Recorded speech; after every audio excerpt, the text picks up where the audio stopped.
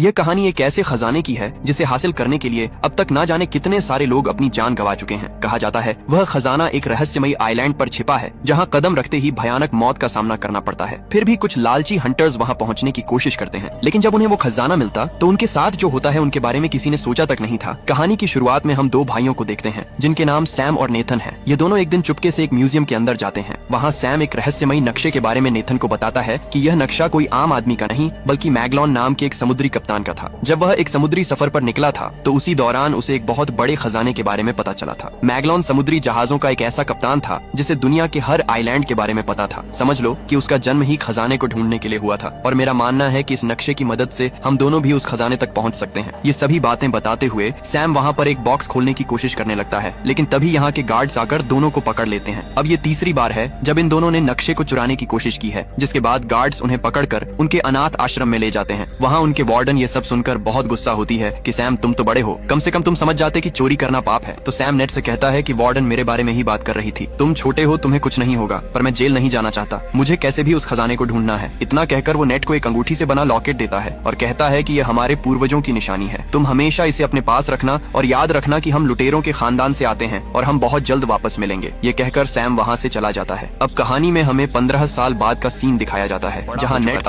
वह एक बार में काम करता है और साथ ही छोटी मोटी चोरी भी किया करता है। फिर जब एक दिन वह काम कर रहा था तो उसके पास विक्टर नाम का एक आदमी आता है और उसे कहता है कि मैं तुम्हें और तुम्हारे भाई को जानता हूँ और कुछ समय पहले हम मिलकर काम किया करते थे। लेकिन नेट इस बारे में जानने के लिए कोई दिलचस्पी नहीं लेता और विक्टर को वहाँ से जाने के लिए कह देता है, मगर विक्टर जाते जाते उसके लिए एक कार्ड छोड़कर जाता है जिसमें उसका एड्रेस लिखा हुआ था। अगले सीन में हम देखते हैं कि नेट विक्टर के घर जाता है और वहाँ पर वही मैप देखता है जिसे कई साल पहले उसने और उसके भाई ने चुराने की कोशिश की थी। तभी विक्टर भी आ जाता है और कहता है कि अगर तुम्हें पहले ही आना था तो मुझे तभी बता देते। फिर नेट कहता है कि यह तो वही मैप है जिसे ढूंढने के लिए कई लोगों ने बहुत मेहनत की और यह एक खजाने का नक्शा है। इस नक्शे के रास्ते पर बहुत लोगों ने अपनी जान गंवा दी, लेकिन उन्हें कुछ भी हासिल नहीं हुआ और मेरा मानना है कि यह एक बकवास स्टोरी है। विक्टर कहता है कि यह कोई बकवास स्टोरी नहीं है और मैं जानता हूँ कि तुम्हें और तुम्हारे भाई को इस मैप के बारे में बहुत कुछ पता है। फिर विक्टर उसे एक बुक के अंदर एक शिप की तस्वीर दिखाते हुए कहता है कि यह कोई आम शिप नहीं है बल्कि यह बहुत पुरानी है और इसकी कीमत आज के समय में लगभग 500 करोड़ है। उस शिप में बहुत खजाना भी छुपा हुआ है जिसे काफी लोगों ने मिलकर कहीं छुपा दिया था। अब नेट के पास जब इस खजाने के बारे में इतनी जानकारी थी तो विक्टर उसे कैसे जाने दे सकता था। वह उसे अपने साथ काम करने के लिए ऑफर करता है, लेकिन नेट उसकी ऑफर को रिजेक्ट कर देता है। विक्टर कहता है अगर तुम मेरा साथ दोगे तो तुम्हें तुम्हारा बड़ा भाई भी मिल सकता है। इसके बाद नेट अपना घर जाता है और अपने बड़े भाई की चीजों को देखने लगता है और फिर थोड़ी देर सोचने के बाद विक्टर के साथ काम करने के लिए राजी हो जाता है। अब अगली सुबह हम देखते हैं कि नेट विक्टर को एक क्रॉस का साइन दिखाता है और बताता है कि यह कोई क्रॉस नहीं बल्कि उस खजाने तक पहुंचने की चाबी है। विक्टर कहता है कि इसमें से एक चाबी तो उसके पास है और दूसरी चाबी हमें जल्दी चुरानी होगी। वह चाबी एक ऑक्शन कंपनी में है और वह बहुत जल्दी उस चाबी को नीलाम करने वाले हैं, पर उससे पहले हमें उस चाबी को वहाँ से चुराना होगा। अब विक्टर उस कंपनी में जाकर बहुत होशियारी से वह चाबी चुरा लेता है, लेकिन जब वह वहाँ से आ रहा था तभी ब्रैड नाम की एक लड़की वहाँ पर आती है और उसके गले पर चाकू रखकर कहती है कि यह चाबी मुझे दे दो। ये सब कुछ वह अपने बॉस के कहने पर कर रही थी और यह लड़की विक्टर की पुरानी दुश्मन भी थी। कुछ गार्ड्स वहाँ आ जाते हैं जिससे ब्रैड उन गार्ड से लड़ने लगती है। विक्टर इसी मौके का फायदा उठाता है और फौरन चाबी लेकर वहाँ से निकल जाता है। अब चाबी लेकर विक्टर और नेट दोनों बार्सिलोना के लिए निकल जाते हैं। वहाँ उन्हें फ्रेजर नाम की एक लड़की मिलती है। फ्रेजर विक्टर को पहले से जानती थी और नेट के बारे में पूछने पर विक्टर बताता है कि यह मेरा पुराना दोस्त है और यहाँ नेट को पता चलता है कि दूसरी चाबी विक्टर के पास नहीं बल्कि उस लड़की के पास है। अब नेट विक्टर से कहता है कि तुमने मुझसे बहुत बातें छुपाई हैं और झूठ भी बोला है, लेकिन जब इस बात को लेकर दोनों में बहस होने लगती है तो इसी मौके से फ्रेजर वो चाबी लेकर वहाँ से भागने लगती है। यह देखकर नेट लगता है, पर फ्रेजर भागते हुए अपनी कार में बैठकर वहाँ से निकलने की कोशिश करती है, मगर नेट उसकी गाड़ी के आगे आ जाता है और तभी विक्टर भी वहाँ आ जाता है। वो फ्रेजर से कहता है अगर तुम्हें सारा खजाना चाहिए तो ले लो, मगर यह चाबी कहाँ और कैसे लगानी है ये सिर्फ नेट को ही पता है। ये सुनने के बाद फ्रेजर उनके साथ काम करने के लिए तैयार हो जाती है। फिर नेट उन्हें बताता है कि बहुत साल पहले उन लोगों ने खजाने को चर्च में छुपाया था। इसके बाद वह तीनों चर्च में पहुंचते हैं। वहां पहुंचने के बाद नेट अपने भाई के दिए गए कार्ड्स को पढ़ता है जिससे पता चलता है कि वह सही लोकेशन पर है। इसके बाद तीनों चोरी छुपकर चर्च के बेसमेंट में पहुंचते हैं जहां उन्हें चाबी लगाने की जगह भी मिल जाती है। वह जगह एक स्टैचू के नीचे थी, लेकिन अब उन्हें यह नहीं पता कि चाबी को किस डायरेक्शन पर घुमाना है। तभी विक्टर बुक में पढ़ते हुए कहता है कि दोनों चाबियां क्लॉकवाइज घुमानी है और ऐसा करते ही स्टैचू में से कुछ तीर निकलते हैं, मगर किसी को कोई नुकसान नहीं होता। इसके बाद दोबारा रिस्क लेते हुए नेट और फ्रेजर चाबियां एंटी क्लॉकवाइज घुमाते हैं जिससे स्टैचू के पीछे से एक खुफिया रास्ता निकलता है जो एक गुफा की ओर जा रहा था। फिर नेट विक्टर से कहता है कि हमें सिर्फ इस रास्ते से नहीं बल्कि दो अलग होगा। मैं और फ्रेजर एक रास्ते से जाएंगे और तुम अलग रास्ते से जाओगे। इसके बाद नेट और विक्टर अपने फोन को जीपीएस से कनेक्ट कर लेते हैं और फिर नेट और फ्रेजर एक रास्ते से जाते हैं और विक्टर दूसरे रास्ते से आगे बढ़ने लगता है। अब वहाँ से आगे बढ़ते हुए नेट और फ्रेजर एक बार में पहुँचते हैं। वहाँ एक और और सीक्रेट रास्ता था जिसके बारे में कोई नहीं जानता था। पर जैसे ही उस रास्ते पर जाने लगते हैं तभी कुछ लोग उन पर अटैक कर देते हैं। नेट एक आदमी को रोकने के लिए फाइट करता है और फ्रेजर रास्ता खोलने की कोशिश करती है और दरवाजा खुलते ही नेट और फ्रेजर उस रास्ते से भाग जाते हैं। अंदर जाने के बाद अब उन्हें तीसरा दरवाजा नजर आता है जो उसी क्रॉस वाली चाबी से खुल सकता था। फ्रेजर उस दरवाजे को खोलने के लिए जैसे ही चाबी डालती है तो वहाँ पानी भरना शुरू हो जाता है, क्योंकि इस दरवाजे को खोलने के लिए पहले दूसरे दरवाजे पर चाबी लगाकर उसे खोलना होगा जिसे सिर्फ विक्टर ही खोल सकता था। इधर विक्टर दूसरी साइड वाले दरवाजे को खोलने की कोशिश कर रहा था, पर तभी वहाँ पर वही लड़की आ जाती है जिसने पहले भी विक्टर पर अटैक किया था। अब उन दोनों में जबरदस्त लड़ाई शुरू होती है। वहीं दूसरी तरफ नेट और फ्रेजर पानी में फंसकर बेहोश होने वाले थे, पर विक्टर उस लड़की को मारकर बेहोश कर देता है और जल्दी से चाबी लगा देता है। इससे दूसरा दरवाजा भी खुल जाता है जिससे नेट और फ्रेजर बचते हुए उस दरवाजे से बाहर आ जाते हैं। अब बारी थी आखिरी दरवाजे पर जाने की, लेकिन किसी को भी यह नहीं पता था कि वह दरवाजा कैसे खोलना है। विक्टर बाहर खड़ा एक होल से उन्हें देख रहा था, पर नेट अपना दिमाग का इस्तेमाल करता है और फ्रेजर से कहता है कि जाओ और विक्टर से दूसरी चाबी लेकर आओ। लेकिन विक्टर उन पर विश्वास नहीं करता और चाबी देने से इनकार कर देता है। पर थोड़ी देर बाद विक्टर चाबी दे देता है क्योंकि उसके पास कोई और ऑप्शन नहीं था। नेट जब उन दोनों चाबी को मर्ज करता है तो वही सिंबल बन जाता है जो उस दरवाजे पर था और इसी के जरिए वह उस दरवाजे को भी खोल देते हैं। इसके बाद जब वह उस दरवाजे के अंदर एंटर होते हैं तो उन्हें 3 बड़े बड़े पोर्ट्स दिखाई देते हैं। दूसरी तरफ विक्टर नेट से बार बार पूछ रहा था कि खजाना मिला या नहीं। इधर नेट फ्रेजर को ऊपर करता है यह देखने के लिए कि उन पोर्ट्स में क्या है। फ्रेजर देखती है कि उन पोर्ट्स में बहुत सारा नमक है, जिसका मतलब यहाँ पर कोई भी खजाना नहीं है। तभी तीनों पोर्ट्स अचानक टूट जाते हैं और वह देखते हैं कि उनमें से एक नक्शा निकला है। यही नक्शा उस खजाने तक जाने का असली जरिया था। अब नेट जब उस नक्शे को देख रहा था तभी फ्रेजर उस पर गन पॉइंट कर देती है और कहती है, तुम्हें क्या लगा, विक्टर ने तुम्हें सब कुछ सच बताया था। ये कहकर वो उसे गन से मारकर बेहोश कर देती है और उस नक्शे के साथ उन चाबियों को भी लेकर चली जाती है। इसके बाद विक्टर नेट के पास आकर देखता है कि वह बेहोश है और जब उसे होश आता है तो उन्हें पता चलता है कि फ्रेजर उन्हें धोखा देकर भाग चुकी है। नेट विक्टर से पूछता है कि मेरा भाई कहाँ पर है और तुमने मुझसे क्या छुपाया है। तो विक्टर बताता है कि मैं और तुम्हारा भाई बहुत साल पहले खजाना ढूंढने के लिए निकले थे, पर उससे पहले हमें एक किताब चुरानी थी और वह किताब हमने चुरा भी ली। लेकिन जब वापस आ रहे थे तो मोरका के लोगों ने हम पर अटैक कर दिया और फायरिंग के दौरान तुम्हारे भाई को गोली लगी जिससे वहीं पर उसकी मौत हो गई। ये सुनकर नेट बहुत दुखी होकर रोने लगता है और विक्टर से कहता है कि तुमने मेरे भाई को मरने के लिए वहाँ पर छोड़ दिया था और अब दोबारा उस खजाने तक पहुँचने के लिए तुम मेरा इस्तेमाल कर रहे हो। विक्टर कहता है कि हाँ, मैं मानता हूँ कि मैंने झूठ बोला, मगर तुम्हारा भाई भी यही चाहता था कि उसके मरने के बाद तुम उसकी आखिरी इच्छा पूरी करो। ये सुनकर नेट कहता है कि ठीक है, मैं उस खजाने तक अपने भाई के लिए जरूर जाऊंगा, लेकिन अब हमारे रास्ते अलग होंगे। वहीं हम फ्रेजर को ब्रैड और उसके बॉस के साथ देखते हैं, यानी कि फ्रेजर इन दोनों के लिए काम कर रही थी। अब वहाँ ब्रैड का बॉस उसे कहता है कि आज के बाद तुम फ्रेजर के अंडर काम करोगी। इसके बाद वह अपनी पूरी टीम को लेकर खजाने की तलाश में प्लेन में बैठकर निकल जाते हैं और साथ ही सारे जरूरी सामान भी ले जाते हैं। अब प्लेन में बैठा ब्रैड का बॉस सबसे कहता है कि यह खजाना मेरा ही था और कई साल पहले मेरे खानदान से गुम हो गया था। तभी ब्रैड अचानक ने बॉस का गला काट देती है जिससे बॉस वहीं पर मर जाता है। लेकिन यह देखकर फ्रेजर समझ जाती है कि अब ब्रैड उसे भी मार सकती है, इसलिए वह चुपके से वहाँ से निकल जाती है और प्लेन के अंदर एक कार में छिप जाती है। लेकिन ब्रैड ये समझ जाती है कि फ्रेजर कहीं छुपी हुई है, इसलिए वह अपने आदमियों से फ्रेजर को ढूंढकर गोली मार देने के लिए कहती है। अब ये लोग जब फ्रेजर को ढूंढ रहे थे तभी हम नेट और विक्टर को देखते हैं जो कार के डिक्की में छुपकर प्लेन में आ गए थे। अब जब सभी लोग फ्रेजर को ढूंढ रहे थे तो इस बात का फायदा उठाकर नेट और विक्टर उस नक्शे को ढूंढ लेते हैं। तभी ब्रैड और फ्रेजर के बीच फायरिंग शुरू हो जाती है और दोनों बस किसी तरह एक दूसरे को खत्म करने की कोशिश करने लगते हैं। तभी विक्टर नेट से कहता है कि हमें नक्शा मिल चुका है, इसीलिए हमें जल्दी पैराशूट लेकर निकल जाना चाहिए। इसके बाद विक्टर पैराशूट लेकर नीचे कूद जाता है, पर नेट वहीं रुक जाता है और ब्रैड से कहता है कि तुमने मेरे भाई को मारा था। लेकिन नेट ने पहले ही वहाँ रखे सभी कार्गो में पैराशूट अटैच कर दिया था ताकि वह इन सभी को मारने में कामयाब हो सके। और जैसे ही ब्रैड अपने लोगों को उस पर अटैक करने का आर्डर देती है तभी नेट कार्गो में लगे पैराशूट को खोल देता है। इससे प्लेन में सभी लोगों का बैलेंस बिगड़ जाता है और वह नीचे गिरने लगते हैं। लेकिन ब्रैड के लोग फायरिंग करना जारी रखते हैं, जिस दौरान नेट का पैर सामान में लगी बेल्ट में फंस जाता है, जिससे वह उन सामानों के साथ बाहर हवा में उड़ने लगता है। लेकिन वह काफी मुश्किलों के बाद दोबारा प्लेन में आने की कोशिश करने लगता है। दूसरी तरफ हम फ्रेजर को देखते हैं जो एक कार लेकर प्लेन से जंप मारने वाली होती है। तभी सामने नेट आ जाता है जिससे उसके साथ कार टकरा जाती है और अब कार के साथ नेट भी नीचे गिरने लगता है। अब नीचे गिरते समय फ्रेजर नेट से कहती है कि जल्दी से पैराशूट खोलो, लेकिन नेट कहता है पैराशूट लिया ही नहीं था। तभी नेट को एक आइडिया आता है और वह जल्दी से एक कार्गो के पैराशूट को ओपन करता है और उसके जरिए दोनों समुद्र में जाकर गिरते हैं, जिससे दोनों की जान बच जाती है। इसके बाद दोनों किसी तरह एक बीच पर पहुंचते हैं और फिर वहाँ एक होटल में ठहरते हैं। होटल में दोनों उस नक्शे को समझने की कोशिश करते हैं, लेकिन फ्रेजर को कुछ समझ नहीं आ रहा था, इसलिए वह थक कर सो जाती है। नेट पूरी रात मेहनत करता है और नक्शे को समझकर कुछ नोट्स और एक प्लान भी बना लेता है। अगली सुबह जब फ्रेजर उठती है तो वह देखती है कि नेट ने उस नक्शे को समझकर नोट बना लिया है, इसीलिए वह चालाकी से उस नोट को लेकर अकेले ही खजाने के लिए निकल जाती है। फिर जब नेट नींद से उठकर देखता है कि नोट गायब है तो वह मुस्कुराने लगता है। दरअसल नेट ने फ्रेजर की चालाकी समझ ली थी, इसलिए रात में ही उसने एक गलत लोकेशन वाला नोट बनाकर टेबल पर रख दिया और असली नोट दूसरी जगह छुपा छुपा दिया था। अगले सीन में हम देखते हैं कि नेट एक बोट लेकर उस लोकेशन पर पहुंचता है जो एक आइलैंड की गुफा में थी। वहीं दूसरी तरफ ब्रैड भी नेट पर नजर रखी हुई थी, लेकिन नेट को इस बारे में पता नहीं था। वह एक जगह जाकर पानी में जंप लगाकर स्विमिंग पूल तक पहुंच जाता है। वहाँ पर दो बहुत बड़े बड़े जहाज होते हैं जिनको ढूंढने के लिए अब तक न जाने कितने लोगों ने अपनी जान गंवाई है। इसके बाद जब वह जहाज के अंदर जाता है तो उसे वहाँ पर बहुत सारा सोना मिलता है, लेकिन तभी पीछे से विक्टर आ जाता है, जिसे देखकर नेट हैरान हो जाता है कि तुम यहाँ पर कैसे आ गए। विक्टर कहता है कि क्या तुम भूल गए, तुमने ही तो मुझे अपनी जीपीएस से कनेक्ट किया था। इसके बाद दोनों मिलकर खजाने को देखने लगते हैं। तभी वहाँ पर ब्रैड अपने लोगों के साथ पहुंच जाती है। यह देखकर नेट और विक्टर जहाज के अंदर एक जगह पर छुप जाते हैं। इसके बाद ब्रैड अपनी टीम को बुलाती है और कहती है कि हम इस खजाने के साथ साथ इन जहाजों को भी प्लेन के जरिए ले जाएंगे, क्योंकि वह यह बात जानती थी कि उन खजानों के साथ इन जहाजों की कीमत भी करोड़ों में है। अब विक्टर और नेट भी जहाज से बाहर आते हैं और एक प्लान बनाते हैं कि कैसे इन जहाजों को ब्रैड के कब्जे से छुड़ाएंगे। इसके बाद वो जहाज के ऊपर जाते हैं और वहाँ ब्रैड के गार्ड से लड़ाई करने लगते हैं और कुछ ही समय के अंदर दोनों मिलकर सभी गार्ड्स को मारकर नीचे पानी में फेंक देते हैं। इसके बाद विक्टर एक हेलीकॉप्टर पर भी कब्जा कर लेता है। वहीं ब्रैड सब कुछ देख लेती है और दूसरे जहाज से हमला कराती है, लेकिन विक्टर हेलीकॉप्टर तेजी से उड़ाता है, पर ब्रैड तो उसके पीछे ही पड़ गई थी। इसके बाद ब्रैड के लोग नेट के जहाज पर आ जाते हैं और उससे लड़ाई करने लगते हैं। वहीं ब्रैड सामने से आकर टकराने ही वाली थी कि नेट एक पुराने तोप से ब्रैड के हेलीकॉप्टर पर अटैक कर देता है, जिससे हेलीकॉप्टर ब्लास्ट हो जाती है और तभी उसका जहाज एक पहाड़ से टकरा जाता है, जिससे खजाने से भरी जहाज भी तबाह हो जाती है। लेकिन इससे पहले ब्रैड वहाँ से कूदकर नेट की जहाज में आकर बच जाती है। फिर वह नेट से कहती है कि जो मेरा नहीं हो सका वह किसी का भी नहीं हो सकता। इतना कहकर वह समुद्र में जंजीर डाल देती है। इससे अब शिप और हेलीकॉप्टर आगे नहीं बढ़ पाते, अटक जाते हैं। इसी हड़बड़ी में विक्टर का सोने से भरा हुआ बैग बाहर लटक जाता है। तभी वह हेलीकॉप्टर को ऑटो पायलट करके बैग बचाने जाता है। दूसरी तरफ नेट और ब्रैड के बीच लड़ाई होने लगती है, लेकिन नेट किसी तरह उसकी चंगुल से बचते हुए हेलीकॉप्टर पर चढ़ने की कोशिश करता है। उसके पीछे ब्रैड भी चढ़ रही होती है। तभी विक्टर अपने सोने का बैग उस पर मार देता है, जिससे ब्रैड सीधे पानी में जा गिरती है। वहीं जहाज जिस रस्सी से लटकी हुई थी वो भी अब टूटने वाली होती है, लेकिन इससे पहले विक्टर नेट को ऊपर खींच लेता है और तभी जहाज की रस्सी टूटकर वो सीधे जाकर ब्रैड के ऊपर गिरती है, जिससे वहीं पर उसकी मौत हो जाती है। लेकिन यह जहाज पानी में गिरकर तैरने लगती है, जो देखकर नेट विक्टर से कहता है कि हम यह खजाना अभी भी हासिल कर सकते हैं। लेकिन विक्टर मना करता है कि अब यह सारा सोना गवर्नमेंट का हो चुका है और वह लोग यह लेने के लिए यहाँ कभी भी आ सकते हैं। जिसके बाद विक्टर दुखी होकर हेलीकॉप्टर चलाने लगता है। तभी नेट उसे कहता है कि दुखी मत हो दोस्त, खजाना हमारे हाथ से गया तो क्या हुआ, लेकिन यह सोना हमारा है। यह कहकर वह कुछ सोना अपनी पॉकेट से निकालता है, जो देखकर विक्टर बहुत खुश हो जाता है। इसके बाद दोनों खुशी खुशी वहाँ से जाने लगते हैं। लेकिन तभी हम देखते हैं कि एक बोट नेट और विक्टर का पीछा कर रही है, जिसे चलाने वाला कोई और नहीं बल्कि फ्रेजर ही है, जिसे नेट ने होटल में चकमा दिया था। इसके बाद कहानी के आखिर में हम नेट के भाई को देखते हैं, जो एक जेल में कैद था और अभी भी जिंदा था। और इसी सीन के साथ यह कहानी यहीं पर खत्म हो जाती है।